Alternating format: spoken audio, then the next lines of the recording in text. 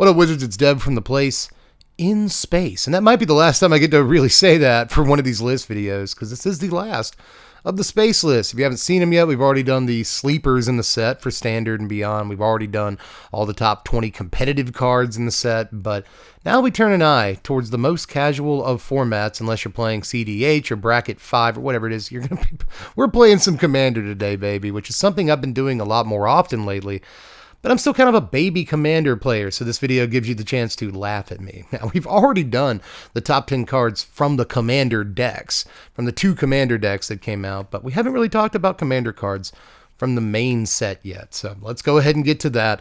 I have plenty of cards that I'm really excited to actually slot into Commander decks, which is something I didn't really used to do, but now it's all I want to do. So let's talk about it. Let's do the top 10 Commander cards from Edge of Eternities. And I'm your favorite Magic Channel's favorite Magic Channel. Best believe that the professor go bananas for my deck tech. And we're back, and let's go ahead and jump into it, because even though we don't have as many cards as we had on yesterday's list, it doesn't mean I don't have a bunch of honorable mentions I want to talk about for too long. Now, don't worry. It's not going to be the 7.5 minute affair that it was yesterday when we talked about the HMs in the competitive top 20. But there are, that said, 3 cards that I don't think belong on the main list, but I'm still really excited to order and try out. So let's start it all with Virulent Silencer. Just 3 mana for a little 2/3 artifact guy. Whenever a non-token artifact creature that you control deals combat damage to a player, that player gets 2 poison counters. So we get like a Fin the Fangbearer for non-token artifact creatures. And I do think non-token is a word that does kill a little bit of the mobility on this card. You know, if it was just any token artifact creature, servos or whatever, drones, thopters, you know, like this card could wreak havoc on the Commander environment. This card would easily be on the main list, but I think that one word takes it off of the main list and into my honorable mentions. But that said, there's any number of like artifact creature based decks that could want to play this card and salivate over this card. Actually, this is probably going to end a bunch of games, even with the non-token clause on it. But speaking of ending games, next we'll look at a sweeper that I'm kind of amazed didn't end up on the main list either, but I can't wait to play with Mutinous Massacre Man. 7 mana, which is maybe the big downside of the card. And it's kind of tough to cast too. It's 3 and then double red, double black for a sorcery. You choose odd or even, and then you destroy each creature of the mana value that you chose. And then, if that weren't enough, I mean, it's just a half sweeper. That's not very good for 7 mana. But then you get to just threaten effects all the remaining creatures, you know, like if you chose odd, you blow up all the odd guys, and then you get all the even guys on your side of the table until end of turn, and they gain haste. So gain control of all the remaining guys until EOT, and you can swing with them. That's crazy. That's so crazy. Again, that probably ends the game, or at the very least ends the game for a person or 2 at the table, just like Silencer does if you played in the right spot. I'm sure there's probably better sweepers that have been printed in Magic history, but for 7 mana, I think you're getting a pretty gnarly effect that will have an impact on the game for sure. So I like this one too. But maybe my favorite card in the whole set for any format is Moonlight Meditation. I love the art, I love the name, I love everything about it, but the text box is the best thing. 3 mana, so it's 2 and a blue for an aura that can only enchant an artifact or creature that you control. And it says that the first time each turn that you would make tokens, you may make tokens that are copies of the thing this is enchanted to, instead of whatever tokens you would have otherwise made. So if you cast a thing that says, you know, 2 mana, get 2 1/1 tokens, you can instead get 2 tokens of whatever this is stapled to. Let your imagination run wild. Absolutely crazy. Any creature in the game of Magic, save for maybe Legends, but even Legends that have like good enter the battlefield triggers, you could easily staple this to. That'd be gross. There's a bunch of artifacts that'd work well with this, even down to just like mana rocks. You know, you throw this on a Soul Ring and then suddenly making double copies or just any copies of Soul Ring when you get tokens is a good proposition, but there's obviously, you know, no limit. It's like Mean Girls. The limit does not exist to what you can actually do with this card. But on the other hand, the card also kind of hurts my brain a little bit to think about it. So I'll move into the main list and we can take a look at Loading Zone at number 10. So this is 4 mana. It's 3 and a green for an enchantment. It says that whenever 1 or more counters will be put on a creature, spacecraft, or planet that you control, it gets twice that many counters instead. Not so bad. But it also has warp for just a single green mana. We saw effectively a cycle of cards in this set that have like warp for 1 mana, and they do really cool stuff that like we're used to, you know. We got like an Impact Tremors one in red, we got kind of a Blood Artist trigger one in black, we got a Life Gain one, like a Soul Warden one in white, right? But I think this is easily like the best of all of those cards that we saw. A single green mana for this is it's kind of indescribably good. I could not come up with a word that I felt suited how good I think that could possibly be if you're setting it up correctly on a given turn. And again, you know, even if it's somewhat late in the game, I could see playing, you know, 1 green mana for this when you have 8 green mana available, and then using the other 7 mana to cast spells and do things that put counters on stuff. You know, they're not always 4 mana to go around and still do other stuff on that turn. But even if you do just pay the 4 mana for it, you know, the full cost or whatever, then it still sits on the table and does this pretty proven thing for the rest of the game. You know what I mean? Like, this is in a bunch of green counters decks already, and I imagine they'll want the redundancy. And, you know, after you warp it, you get to play it again, like the next turn or whatever, for the 4 mana and start again, like doubling those counters. So I just think, like, if this is number 10, imagine how good the rest of the cards in the set are for Commander. And that's because the set includes cards like Starfield Vocalist. This is 4 mana, 3 and a blue for a 3/4 blue guy. That is basically Panharmonicon. Whenever a permanent entering the battlefield causes a thing that you control to trigger, you get an extra trigger. But the cool thing about this is that you can warp it in for 1 and a blue. So there's a number of cards. We've already talked about one warp card. Here's another. There's a number of cards in this set that emulate kind of classic, you want to play these effects in Commander abilities, you know? And we've seen 2 of them on 2 spots of the list. But I also could have included like Exalted Sunborn. That was on the standard list, so I didn't want to repeat things between lists this preview season. But I guess you could throw that in as kind of an honorable mention on this slot too, because that card also has a crazy warp ability that allows you to like double tokens, and that's something you want to do in Commander too. But you know, I think Starfield Vocalist might just be the best of these, because Panharmonicon is always a really good ability in Commander, and even though we've got a million of them now, I think they're still good when they print them. But obviously the best thing is that warp, man. You know, it's kind of like Loading Zone. I was just saying this with that card. Even if I have the 4 mana to play this, I think on a lot of turns I'd rather just warp it in and keep the rest of my mana to get more value off of it, because, you know, stuff entering the battlefield usually costs some mana, baby. Cough that up, chief. So if I could pay 2 for this and then keep my other 4 or 5 mana to actually do stuff, totally going to do it. So this is effectively like the cheapest Panharmonicon you could possibly play, even if you only get it for 1 turn. Still the cheapest Panharmonicon you can play, and then whatever, the next turn you just play it again out of exile, and you'll have your Panharmonicon effect. So again, I think this card is nasty, sick nasty even. I think we could apply that tag to it, but somehow there are still like 8 better cards in the set for Commander than this. I wouldn't call this a Commander set, but there are some nasty Commander cards. All that said, though, I don't know that you'll agree that this next entry is better than the last couple of cards, but I am here to push just a little bit for number 8, Memorial Vault. I think this might be the answer to card draw that Red has been looking for 30 years, literally. They have needed a great card draw engine, and they've had a few. But this might be the one, y'all. I know there's some downsides, and we'll get there. This is 4 mana, 3 and a red for an artifact. You tap it and you sacrifice an artifact. Kind of sucks, but let's just keep reading here. You sack an artifact and you look at the top X, well, you exile the top X cards of your library, X being equal to 1 plus the mana value of whatever artifact you sacrificed. And then you can just play all those cards this turn if you feel like it. So if I sacrifice an Arcane Signet or some other mana rock, you know, something like that, then I will look at 3 cards. Tap, sacrifice a 2-drop artifact. I can now draw 3. And yeah, they don't get to stick around in my hand, but I get to play any number of them that turn.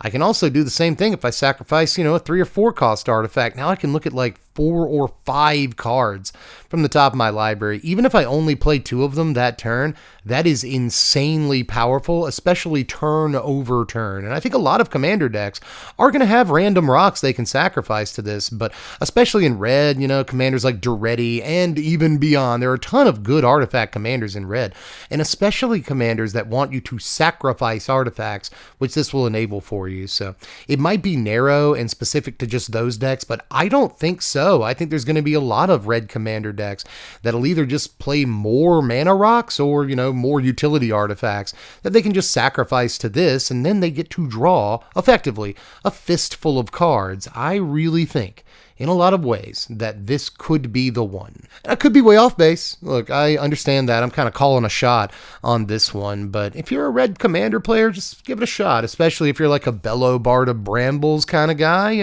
This is a 4-drop artifact, so it'll be an indestructible monster on your turn you can attack with. If nothing else, I guess that's good, but it'll also be card draw on other turns. Just, I don't know, man. I think this is actually one of the sickest of the sick in the set, but again, I kind of tempered my own expectations and put it at 8 here, but I think it could be way better than that. But let's move on to number 7, as my neighbors have just started listening to very loud music in their car, in their driveway. I don't know if you can hear it or not, but they're probably shooting up reefers in there. We'll move on to Tanic's Steadfast second over here. This is 4 mana, 2 and double red for a 3/5 man with a lot of cool abilities. So first of all, other creatures that you control, they have haste. That's not so bad in and of itself, but also the good part of the card is that any artifact or creature in your hand now has warp 2 into red. So what can you do with that? Jeez, everything? It's pretty nasty, man. Like, I guess you could always just throw down Blightsteel Colossus if you want to have no creativity, but there's a ton of amazing stuff that you can do with this. I really like that you can like warp in like a cityscape leveler and attack with it on the same turn. It's just so stupid. There's a lot of dumb stuff you can do, just like with artifact creatures in this card, but, just big old artifacts, Phyrexian Portal or something like that, I already talked the other day in the Sleepers video about Extinguisher Battleship and how in Standard you can play this on turn 4, Tanic on turn 4, and then Extinguisher Battleship on the next turn, like warp in your battleship and sweep everything except the Tanic because it has 5 toughness. It's gross play. You can do that in Commander too, and it's like still just about as good. This is another card that a little bit like Moonlight Meditation, like kind of breaks my brain a little bit. Like this is a lab card. You got to sit down with this one, have a conversation over dinner with this card. Like, what do you want to do? You know what I mean? It's just like really dig in there and figure it out. But at the same time, man, just giving any creature in the game of Magic Warp has some definite ramifications, especially with haste creatures and super triple, especially with like flash creatures. Imagine that. So I don't know, man. Tanic has got some work ahead of him in I think a couple of different formats, but notably Commander, where I'm not super excited about building around a lot of mono red commanders. This is definitely one of them. But up next at number 6 is Terra Symbiosis. We're getting into the really wild stuff now. This, first of all, has maybe my favorite art in the entire set. I usually don't love like a peas and carrots aesthetic, like a color scheme that reminds me of peas and carrots. But this one, I don't know, there's something about it that's really doing it for me. But it costs 3 mana, 2 and a green for an enchantment. Whenever you put 1 or more +1/+1 counters on a creature you control, you may draw that many cards, but you only get to do this once each turn. I like the way this is worded. It's not like whenever you do it for the first time each turn. It's a may ability, but you can only do it once each turn. And that might give you a little bit more wiggle room. Like, oh, the first thing I have to do is put 1 +1/+1 counter on this guy, but that enables me to put 3 +1/+1 counters on this guy. So you can choose when you draw the cards with this. And I think that's something that'll come up every now and again. But yeah, man, any +1/+1 counter deck that's even allowed to draw 1 extra card a turn because of this, I think will be pretty happy for the inclusion. But most +1/+1 counter decks are going to be putting way more than that on stuff. Every time they do it. So if you put 5 +1/+1 counters on a creature, draw 5, yes, please and thank you. But there are plenty of ways that we've already seen Loading Zone, and obviously we have Hardened Scales and all kinds of other cards right now that allow us to, if we would just put 1 counter on a thing, we double it.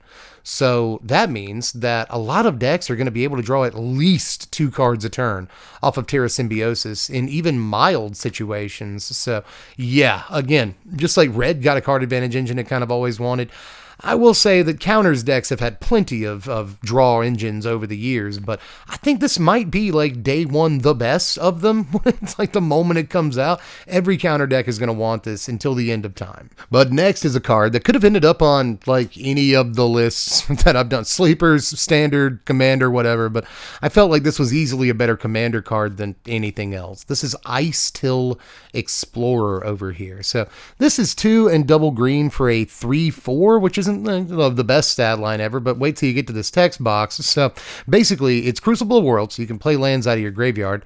That's not bad, but you can also play an extra land every turn, and it's got a landfall ability.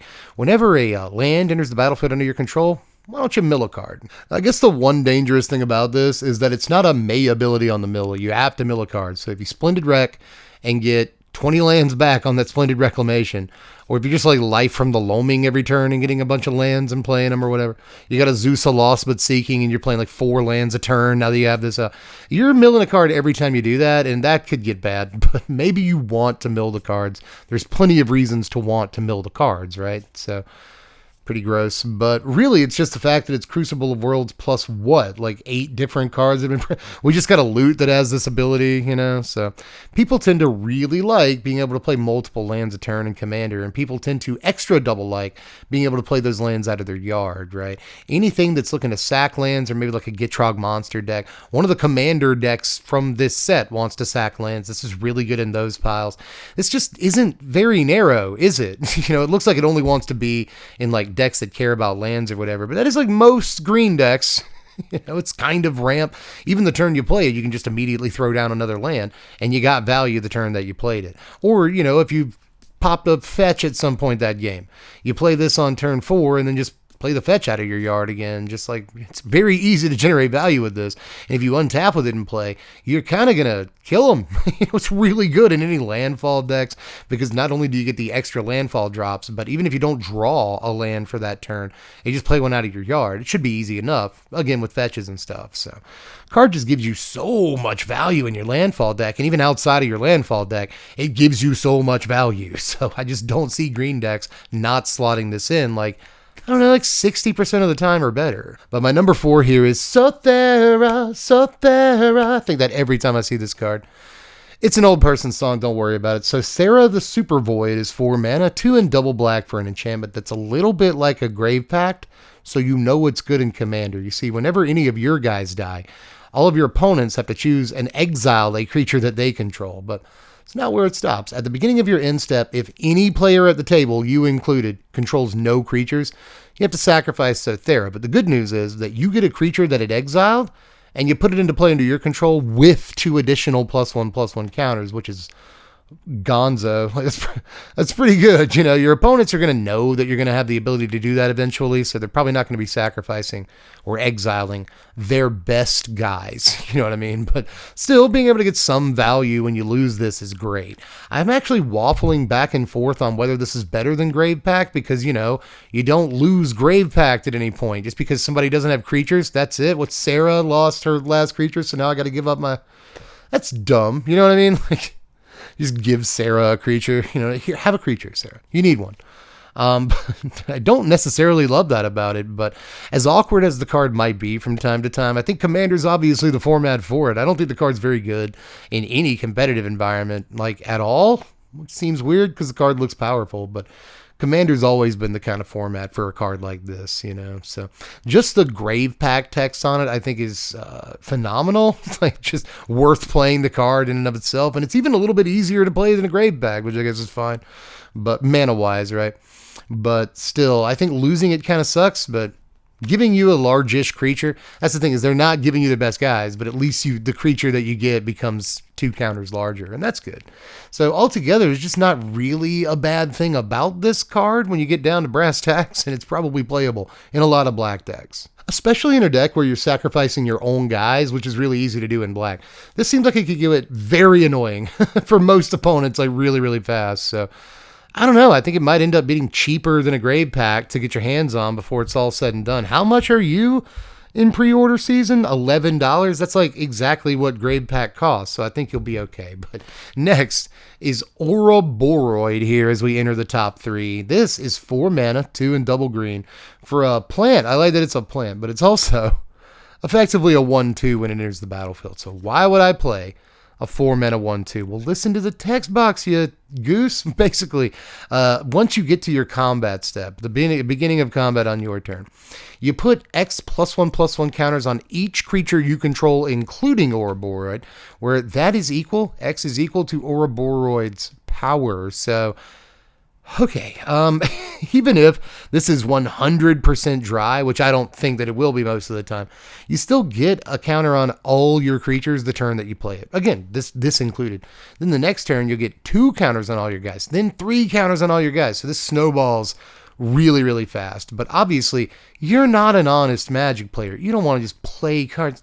That's dumb. So you're going to find a way to increase this thing's power the turn it comes into play, whether it's Anthem effects, or maybe you save mana to hook an aura to it, or an equipment to it, or something like that. Maybe you have a way of putting counters on it, like a Planeswalker that just gives out counters, an artifact that gives out counters. Maybe when it comes into play, it just gets +1/+1 counters because you have a card that does that. Creatures you control come into play with an extra counter.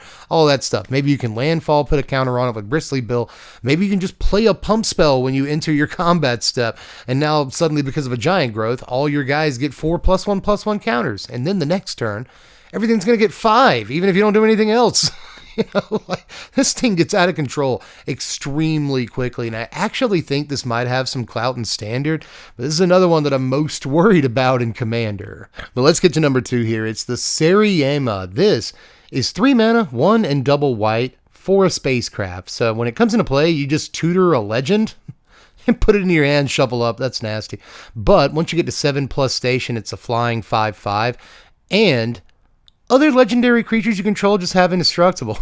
It's a stupid line of text, man. It won't even be that hard to get it to 7 station. That is much easier than a lot of other spacecrafts. So I like that about it. But honestly, just the fact that it's a 3-mana tutor for any legend, I think makes its Commander playable like day one. Snip, snap, immediately.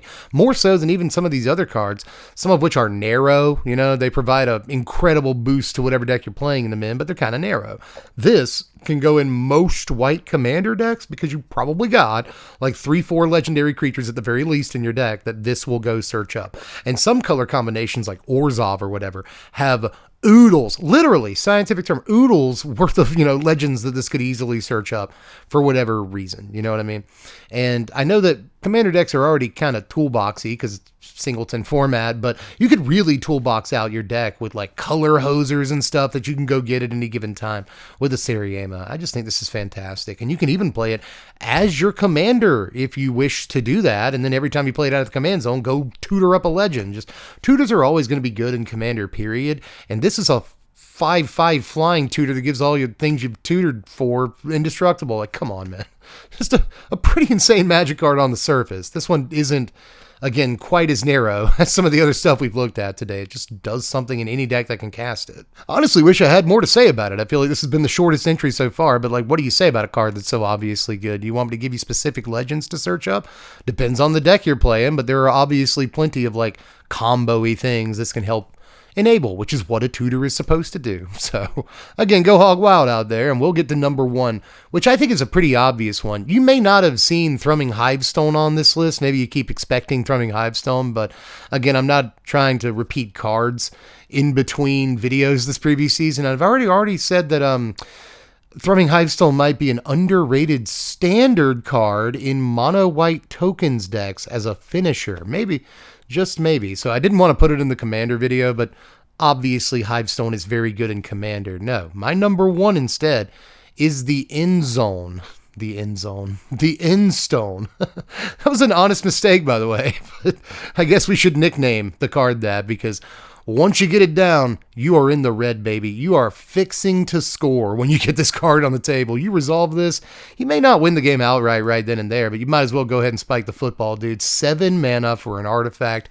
Whenever you do anything, draw a card. Whenever you play a land or cast a spell, draw a card. That's a line of text on a Magic card right now. But also, just insane. At the beginning of your end step, your life total becomes half your starting life total.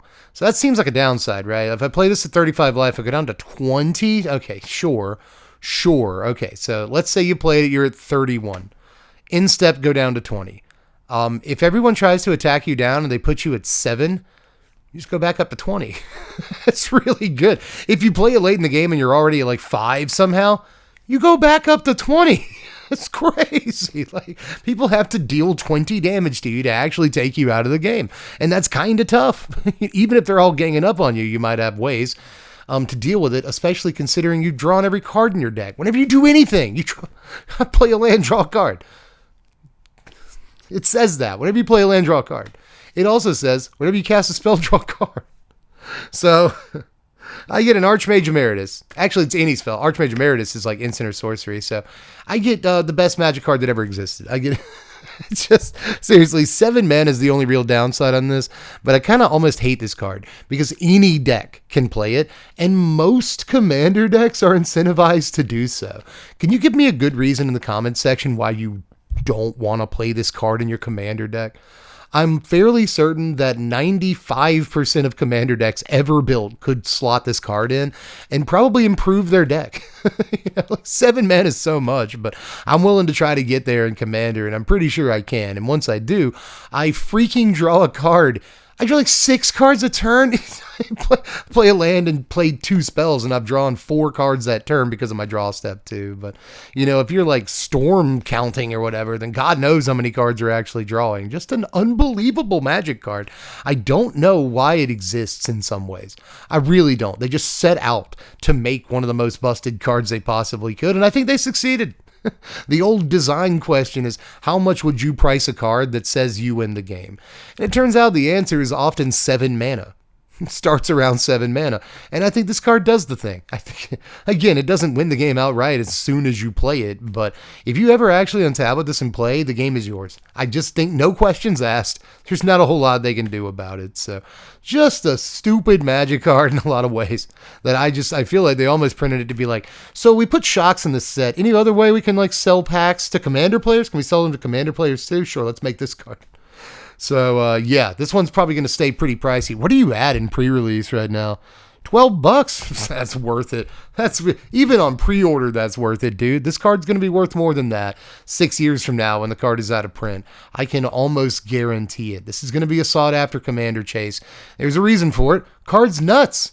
Card is light years ahead of most other cards in the set. But that's Allski Kowalski for list season, everybody. That means that we are very close to actual deck tech season. I know that we're getting short seasons now with like a 2-month release schedule, but maybe we'll get in 3-4 deck techs this season in the space set before we have to start talking about Spooderman again. But anyway, let me know how you felt about the goings on down there. If you didn't see a favorite card like maybe Might Form Harvester on this list, that's because it was on the standard list. Go check out the other list. I'll leave a link in the description if you're interested. But if you want to see other content, just sub to the channel. YouTube will just put it in your recommended feed. That's how that works. I'm looking to get to 150K right now. I'm at about 137,000 plus, so we got some ways to get there. But we can get there. Just hit the subscribe button this one time. I know no one subscribes to YouTubers anymore. It's a dead art, but maybe you can revive that art by simply pressing the subscribe button. But there's also a like button if you feel like pressing 2 buttons. I know it's a hard ask, but give it a shot. It helps me out a lot and puts me in other people's recommended feeds. I also have a Patreon, probably the hardest sell of the whole thing, but it's only $1 a month. Nothing else in the entire world costs $1 a month, and I am worth it, gosh darn it. So if you want to vote on what decks we end up doing for EOE Standard, get in there to the Patreon and throw me $1 a month. That's all I really ask. But anyway, guys, just hit me up in the comments section with any thoughts, questions, or concerns, and I will catch you cats later. I am Dev from The Place. Thanks for watching, Wizards. Spread love and be kind.